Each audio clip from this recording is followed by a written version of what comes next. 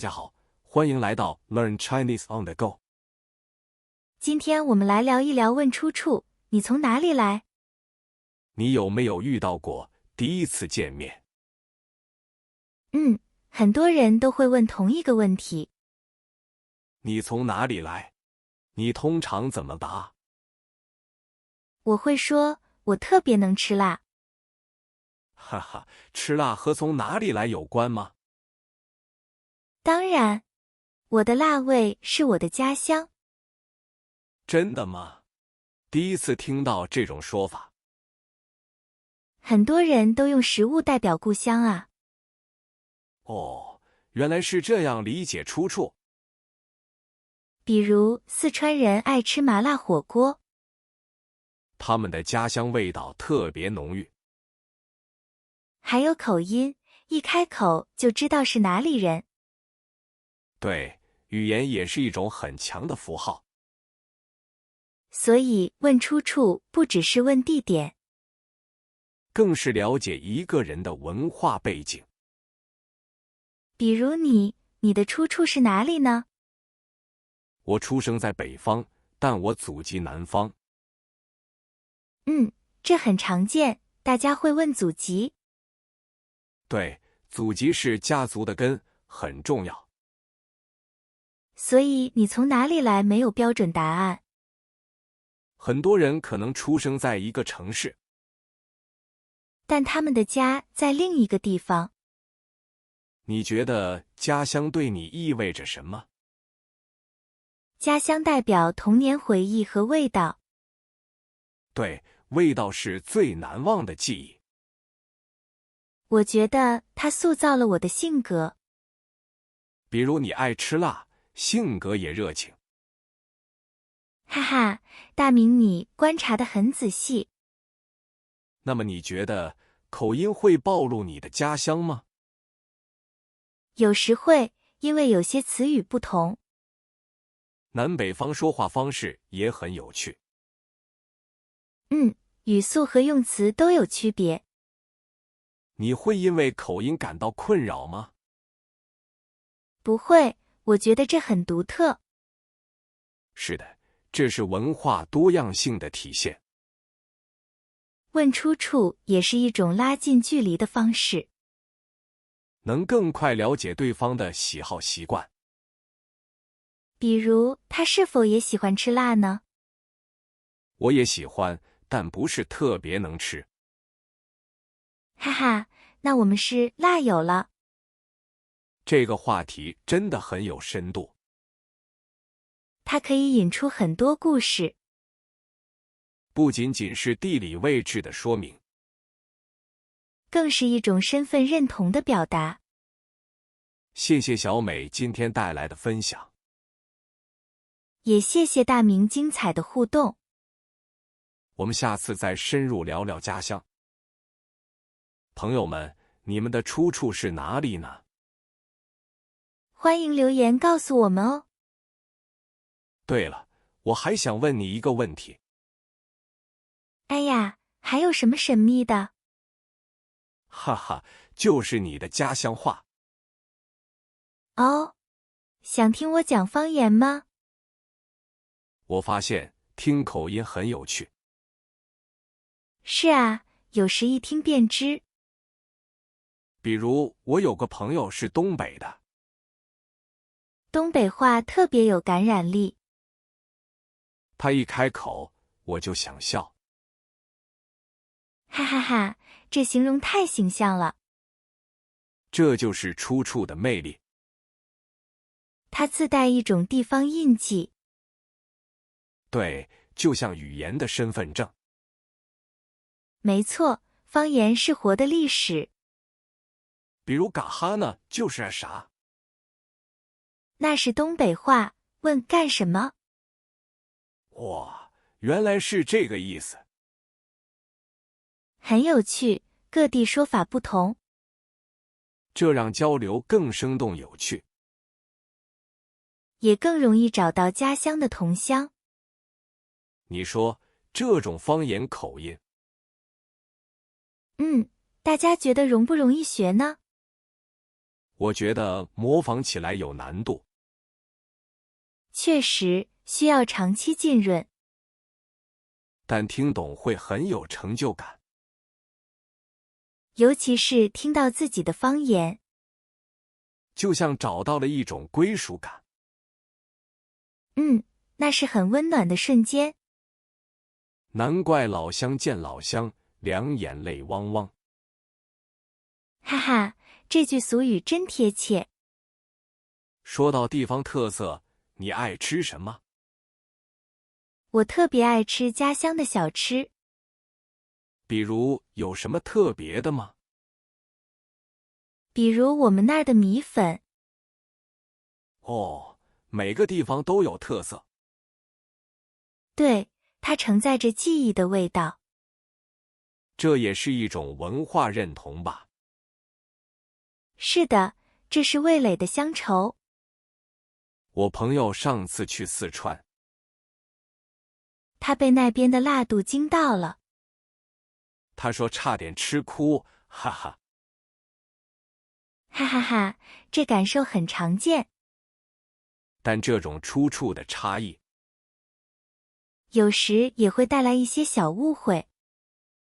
比如用词习惯的不同。对，甚至表达方式的差异。哦，这倒是需要注意的。下次我们深入聊聊这个。那些因地域文化产生的小插曲，肯定会有更多有趣的发现。那我们今天先聊聊用词。好啊，我有个例子特别好笑。哦，快说说看是什么？我上次去北方旅游，发生了什么趣事？我跟服务员说要一碗馄饨。哈哈，你说的南方叫法。对啊，他们听了很久才懂。北方习惯叫馄饨或扁食。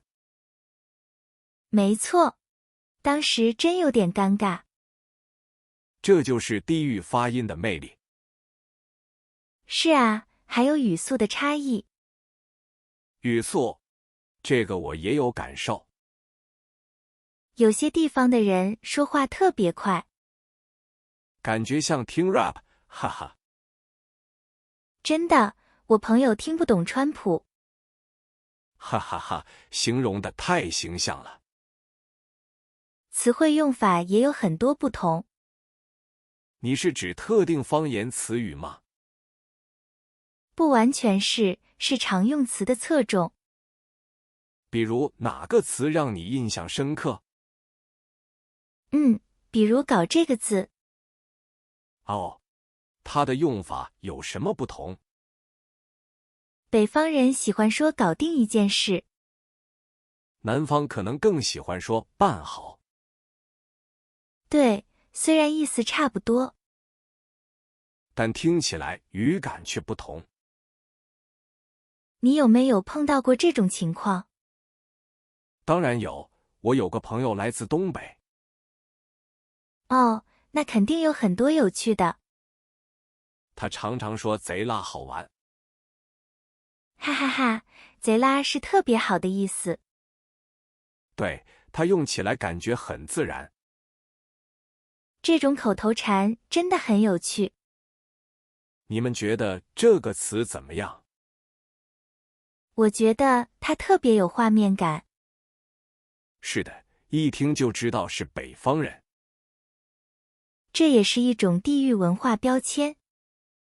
没错，非常鲜明独特。语言真是活的地图啊！活的地图，这个比喻太妙了。它记录着我们的出处。说到这，我突然想到，你又有什么新的想法？有些词语表达的是反义。啊？是同一个词，但意思相反。对，在不同地方意思相反。哇，那岂不是很容易误解？是的，这个我们下次可以深入聊。聊聊那些反义词的趣事。是啊，语言的魅力。真的，光听口音就知道。对，口音是最明显的。有时不是方言，是语调。你说的太对了，语调。我有次被认出是南方人。哈哈，怎么被发现的？我只是说了句好呀。哦，这个词有什么特别？南方人喜欢拖长音调。真的吗？我没注意过。有点像唱歌的感觉。怪不得北方人比较干脆。所以说，细节藏着出处。这些小习惯很有趣。有些地方爱用语气词，比如塞河嘛这样的。对，还有泪河呀。他们会暴露你的家乡。对外地人来说，有点难。是的，很难模仿得很像。很容易就被听出来了。我也因为语气词被笑过。哈哈，我也是一样的。但这也是一种亲切感。你有没有觉得随便？随便这个词怎么了？有些地方用的比较随意。哦，你是指他的语境吗？对，北方人觉得很常见。但南方人有时会觉得有点不礼貌。哇，真的有这种差别？这就反映了待客之道。细节里藏着大学问。北方人可能更直接一些。南方人讲究委婉表达。这是很典型的文化。所以说随便时要小心。不然可能会造成误会。我记得我第一次去上海。发生什么有趣的事了？朋友问吃什么，我说随便。然后呢？他们怎么反应？结果他们就很为难。哈哈，这个我太懂了。他们觉得我没有主见。真是文化差异的体现。这些出处的影响很大。还有更多值得探索。是啊，比如问候的方式。你吃了吗？这句就很有趣。北方大多是真关心你。南方可能就是打招呼。对，第一次听到会愣住。觉得有点尴尬，不知怎么回。我还以为真要请我吃饭。哈哈，这误会可大了。后来才知道文化不同。真是典型的问候差异。还有一种是关于夸奖的。夸人时也要注意出处。比如你夸一个南方人。他们会怎么反应呢？可能会说哪里哪里。那北方人呢？会直接接受？通常会比较直接的道谢。哇，这太有意思了。他们觉得坦诚是美德。所以接受夸奖也分地域。对，谦虚是南方人的特点。这也是面子文化的一部分。保持谦逊很重要。大家觉得这种差异是好是坏？其实没有好坏，只是习惯。就像过年红包，各地都不同。说到红包，更复杂了。比如广东的红包很薄，对，心意重于金钱本身。我有个朋友去北方过年，结果他收到了大红包，他当时都吓了一跳，以为自己做错了什么。这种文化冲击太真实了。所以了解出处很重要，否则会闹出不少笑话。确实，这些细节无处不在。